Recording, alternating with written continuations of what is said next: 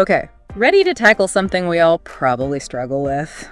I guess. Procrastination. It never really goes away, does it? Nope, we're all in the same boat there. But we're going deep on this today. Love a good deep dive.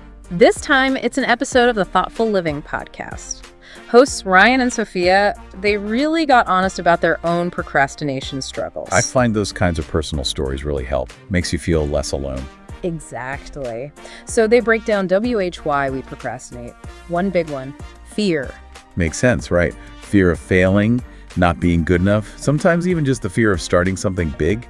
It's like our brains try to protect us, but sometimes that protection backfires. Totally. That what-if thinking can really hold you back. And then there's lack of motivation. When a task is boring or the reward feels ages away. Ugh. Oh, and don't forget distractions. It's like our world is designed to keep us from focusing. It's true. Like maybe we need a whole separate deep dive on just managing distractions. Maybe we do. But for now, let's stick with procrastination itself. What really got me excited? Same here. Ryan and Sophia shared some amazing strategies to actually beat procrastination. And they kept it simple, actionable. Gotta love that. What was your favorite? The 2-minute rule. Ever heard of that one? Oh, it's a classic. If a task takes less than 2 minutes, just do it immediately. Don't even think about it. That's exactly it. It helps you overcome that initial hurdle of just starting something. Right, because we often overthink things. But 2 minutes. Anyone can spare 2 minutes. Totally. Makes it feel way less overwhelming. They also talk about breaking down tasks. Huge for those giant projects that make you want to run and hide. Oh, absolutely. It's the how do you eat an elephant thing. One bite at a time. Perfect analogy, like Ryan used writing a report as an example. Instead of trying to write the whole thing at once, he breaks it down. Starts with an outline. Makes the whole thing feel less scary. Way less scary. Like planning a trip, thinking about the whole trip, overwhelming. But break it down into stops along the way, much more manageable. Definitely. And that brings us to another strategy they talked about, the Pomodoro technique.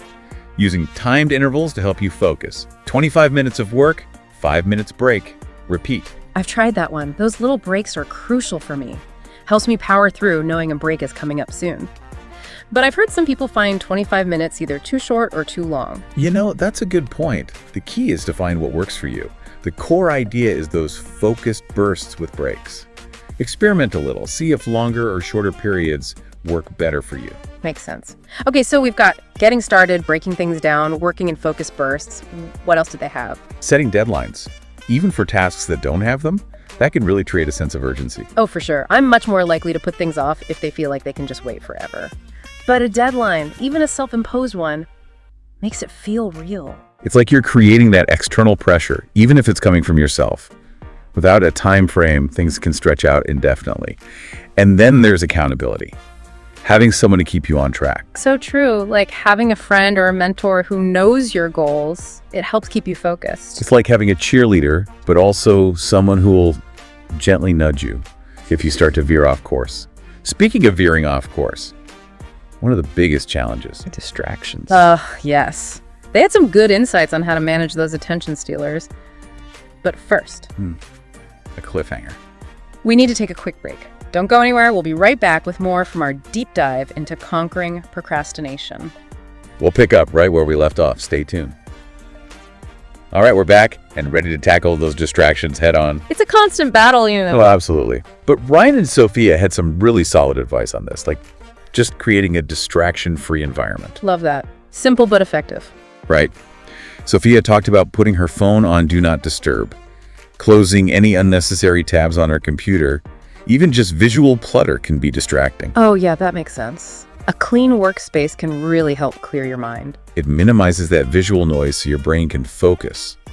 Ryan mentioned using background music too. Creates a calming atmosphere. Oh, I do that sometimes. But he's picky about the type of music. Instrumental, no lyrics. He finds words distracting. Makes sense. I've tried nature sounds. That can be really helpful too. Creates a sense of calm. Exactly. It's Yeah. all about finding what works for you. Music, white noise, silence, whatever helps you get in the zone. Love that. So, minimize visual distractions, control notifications, use sound strategically. What else? Batching. Grouping similar tasks together and doing them in one block at a time. Batching. I've heard of it, but never really tried it. Do you use it? All the time. For example, I set aside specific times for email.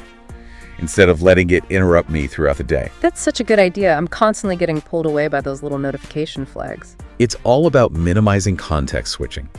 Jumping between tasks can be so mentally draining. Like our brains need a loading screen every time, haha. Exactly. And that's where batching comes in. It lets your brain settle in and focus. Okay, distractions, batching. What about taking breaks? It seems counterintuitive, but I've heard breaks can actually make you more productive. They really can. Ryan and Sophia are big believers in regular breaks. Our brains need that time to rest and recharge. Makes sense. But how do you make sure those breaks are actually helpful and don't just turn into more procrastination? You have to be intentional. Step away from your work completely. Do something that truly helps you relax. Get up, stretch, take a walk, listen to music, even just close your eyes for a few minutes. It's funny how those are the things we often think we don't have time for. I know, right? Yeah. But they're essential for staying productive in the long run. Okay, switching gears a bit. We can't talk about distractions without talking about technology. It can be such a double-edged sword. Definitely. It can make us more efficient, but it can also be our biggest downfall. It's all about being mindful. Ryan and Sophia talked a lot about setting boundaries with technology. Oh, boundaries are so important. It's so easy to get sucked into that scroll hole. What did they suggest? Well, Sophia mentioned she doesn't check her phone for the first hour after waking up. Starts her day on her own terms, not technology's. I love that. I'm totally guilty of reaching for my phone first thing in the morning. It sets the tone for the whole day, right? It really does. It's like a form of digital mindfulness, being present in your own life. They also talked about being mindful of notifications. Ugh, notifications, the worst. It's like they're designed to trigger that instant urge to check. It's true. So how do you deal with that? Turn them all off? Not necessarily. It depends on you. Sophia said she's turned off all non-essential notifications, only keeps the really important ones. Okay, that makes sense. It's like filtering out the noise. And remembering that you're in control. You get to decide what's important enough to interrupt you. So control notifications, set boundaries, use technology intentionally, anything else. They also talked about using technology to your advantage. There are so many great apps and tools out there to help you stay organized and focused. Like to-do list apps. Those are great. And there's more. Time tracking apps, calendar apps, project management tools. It's almost overwhelming how many options there are. It can be. Yeah. But the point is, it's not about finding the perfect app. It's about finding what works for you and how you work. I like that. So we've covered managing distractions, using technology wisely. What about our physical environment? Does that play a role in procrastination? It totally does. Ryan and Sophia were big on having a dedicated workspace. Even if you're not in a traditional office, like so many people working from home these days. It still makes a difference. It doesn't have to be fancy. Just a designated space for work. It creates that mental separation. Exactly. Helps you get into work mode. Sophia has a little desk in her spare bedroom. Keeps it tidy, organized, with only the essentials. Having good lighting is important too, right? Especially natural light. It can really boost your mood and energy. Sophia has her desk by a window, and she takes breaks to step outside for fresh air. It's amazing how much our environment can impact us. It can either support us or sabotage us. And it's not just about having a dedicated space. It's about making it a space that feels good to be in. So lighting, a dedicated space. What else? Decluttering. Visual clutter can be so distracting. Oh, I totally agree. It's like having a clean slate helps you think more clearly. Exactly. And it doesn't have to be a big ordeal, just a few minutes each day to tidy up. So we've covered physical space, but what about mental space? How do our thoughts and emotions play into all of this? That's such an important point. They talked about being aware of your procrastination triggers. Procrastination triggers? Yeah, those thoughts, feelings, or situations that tend to lead you down the procrastination path. So like noticing when you're most likely to procrastinate. What's going on in your mind at those times? It takes some self-reflection, but once you start to recognize those patterns... You can start to develop strategies to deal with them. Exactly. Okay, we're back. Ready to wrap up our procrastination deep dive. I'm feeling way more equipped to tackle this thing now. Me too. So much good stuff from Ryan and Sophia's thoughtful living episode. They were so real and relatable, weren't they? Totally. It made me feel like, okay, I'm not alone in this struggle. I think we all feel that way sometimes. Like everyone else has it all figured out. But the reality is, we're all human. We all procrastinate. The key is finding what helps us manage it.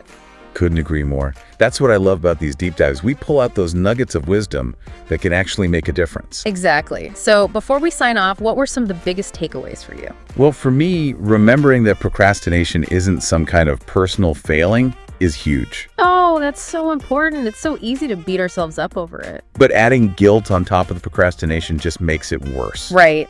Instead, we need to approach it with kindness, understanding. Self-compassion is key, recognizing that, hey, we're human. We all have limitations. And that ties into understanding those personal procrastination patterns. Really? Like what triggers us? When are we most likely to put things off? It's like having a map of your procrastination tendencies. And remember, what works for one person might not work for another. It's all about finding what works for you. Like those practical strategies Ryan and Sophia shared, the 2-minute rule, breaking down tasks, setting deadlines. Don't forget those focused work sessions with the Pomodoro technique. Those little breaks can be a lifesaver. Absolutely. And creating that supportive environment, both physically and mentally. That's huge. Our surroundings can really impact us, for better or for worse. It's like those surroundings are sending us messages. Clutter and chaos. Our brains get overwhelmed. But a clean, organized space, it signals calm and focus. And even if you don't have a fancy home office, just having a dedicated workspace makes a difference. It creates that mental separation. Okay, this is where I work, time to focus. And don't forget the mental side of things. We got to be mindful of our thoughts and emotions too. Those negative thought patterns can really fuel procrastination. Self-doubt, fear of failure, that need for perfection. Right. When those thoughts creep in, it's about challenging them, reframing them. Reminding ourselves that we are capable, we are worthy, and it's okay to make mistakes. And self-care is crucial too. Sleep, good food, exercise, things that bring us joy. It's not selfish, it's essential. You can't pour from an empty cup, right? Love that. Yeah. So the big takeaway here, procrastination doesn't have to control our lives. It's not something we just have to accept. With awareness, effort, and the right strategies, we can overcome it. And it's not about being perfectly productive all the time. Progress over perfection, right? Exactly. Find what works for you. Be kind to yourself and celebrate those wins along the way. So what's one thing you're going to try this week to beat procrastination? Maybe set up a dedicated workspace, try the 2-minute rule, or experiment with the Pomodoro technique. It doesn't have to be a huge change. Start small, be consistent, and see what happens. Thanks for joining us on this deep dive into procrastination. Hope you found it helpful. We'll see you next time for another deep dive into something fascinating. Until then, keep those distractions at bay and keep making progress.